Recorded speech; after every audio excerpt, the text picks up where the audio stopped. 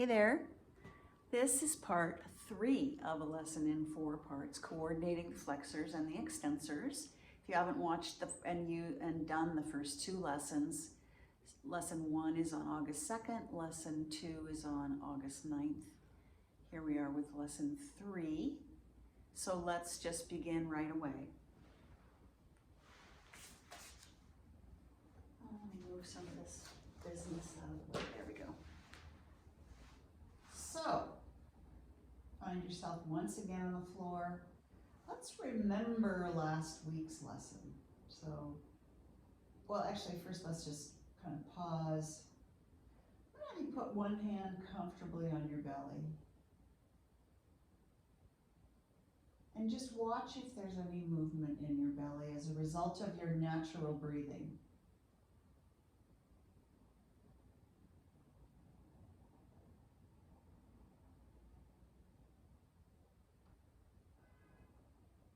Just watch that subtle opening and closing, breathing in and breathing out, and see if you can allow your exhale to become just a tiny bit longer so that your belly falls inward towards your spine a little further with each exhale.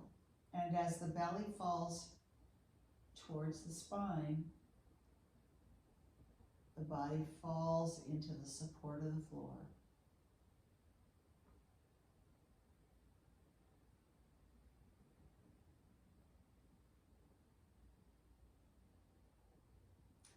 You can continue to make yourself comfortable and settle into the support of the floor. Let's remember that in the first lesson, we crossed one leg over the other lesson and took the knees to one side and back to center. Then in the second lesson, we worked with the marionette strings, peeling and pasting the shoulder blades away from the floor. And then we made an isosceles triangle with our elbows straight, our palms together. And we began to move the triangle without deforming its shape to the right and to the left until we started to be able to use the support of the floor across the upper back to create a sense of widening, flattening, and opening between the blades. So let's begin again. Bend and stand each of your legs. Create the triangle again. Maybe you want to take a few moments to do a few marionette strings on each side of your shoulder girdle so that you can find the ground through your shoulder blades. Bring your palms together, keeping the elbows straight. Now just slide your left leg out to straight. Flex your toes towards the ceiling and then slide it back. Simple, simple, and easy. Do that a few times, one each side. If your feet are sticking, you might want to grab some socks. Reaching down and out through the leg, lengthening that side of yourself as you reach the heel away and then draw the heel towards you. Now the next time you do it on the left leg, would you please take the triangle to the right?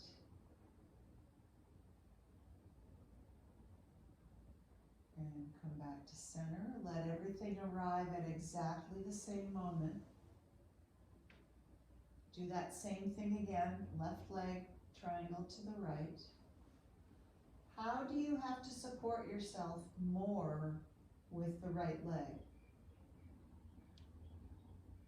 How can you go slower and reduce the effort, reduce the effort, reduce the effort? Are you breathing? What's happening across your shoulder blades? Can you feel a diagonal line between your right shoulder blade and the back of your left pelvis? Good. take it to the other side. Triangle goes to the left with the elbows straight. Right leg lengthens on the floor. Heel reaches away as the toes go towards the ceiling. How can you make it slower? How can you keep breathing? Are you tightening your abdominals? Can you find a way to not make this a calisthenic exercise? Can you use this as a way to find support through the ground, through your left foot, through your left shoulder blade?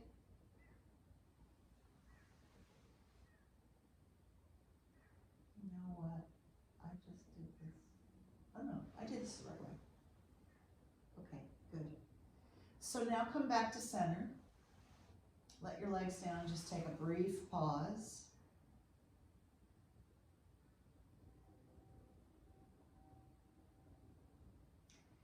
Legs up again. Feet about hip width apart. Keeping your left foot where it is on the floor. Cross your right leg over your left at the knee. So we're back to lesson 1. Bring the triangle in. We're back to lesson 2.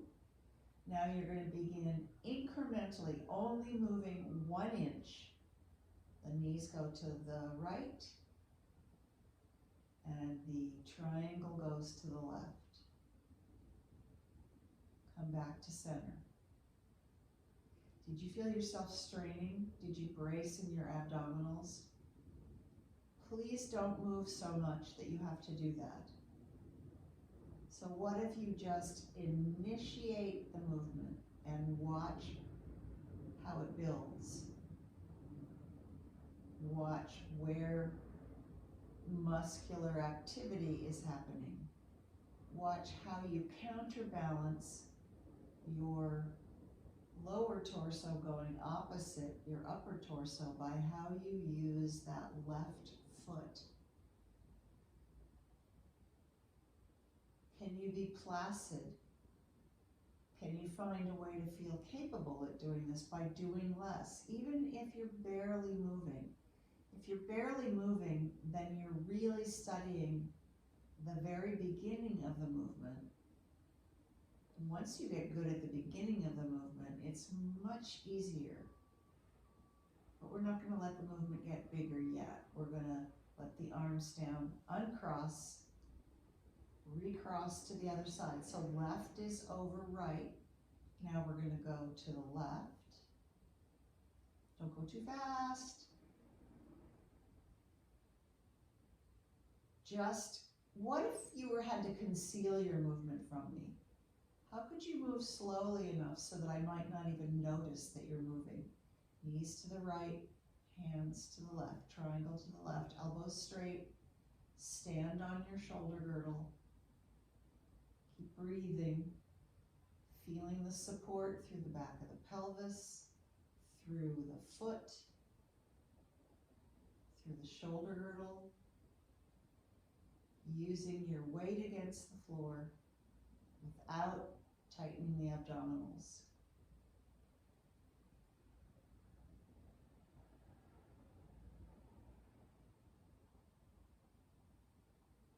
The more you repeat with curiosity, the more you can refine your strategy.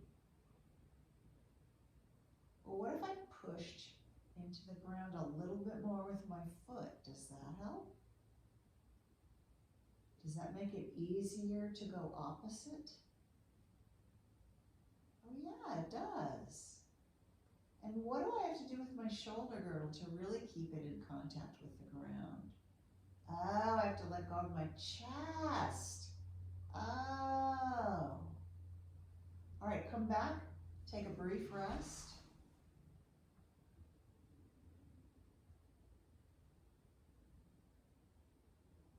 Come back again, bend and stand your legs. Keep your left leg where it is, cross your right over your left. Form the triangle, triangle to the left, knees to the right. Go to where you're comfortable and hang out there. And what would you need to go a half an inch further with each part? And then come back in. So keep working in the area that's easy, and then go just beyond that area, and then come back in. You may want to keep one hand up for a moment and just see that your abdominals are not bracing. Yes, you will have some abdominal activity. That's why this is called coordinating the flexors and extensors. But your stomach should not be rock hard. What happens if you pause in the center, breathe into your belly, go to the side with a full belly, come back to the center and exhale. Breathe into your belly, let your belly pooch out. Knees to the right, triangle to the left, back to center and exhale. So you can play with that as long as you want. We're going to switch to the other side. Left is crossed over the right, the knees go to the left, the arms go to the right. You're going to go to the comfortable place, back to center, comfortable place, and just a little further, back to center, little tiny bit further, back to center. So you're incrementally and comfortably staying within your ability to stay organized, to stay coordinated, where all the parts work together, where the knees and the fingertips are moving exactly opposite each other. They have a relationship in movement. They're going equal and opposite. You have the weight through the right shoulder blade and the left foot, or the right foot, excuse me. Wait, yes. How can you roll across your upper back? How can you feel more of your upper back against the floor? Even lower down into the middle of the rib cage. Come back to center, take a rest. Sense your shoulder blades. Give your head a little roll. As far as you can go. It's not to see how far you can go that we're doing this. It's to feel the quality of the movement. So when you taste soup, you're not tasting soup to eat the whole bowl.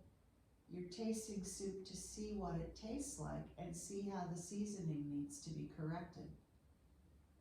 You're not interested in eating the whole bowl. You're interested in tasting it.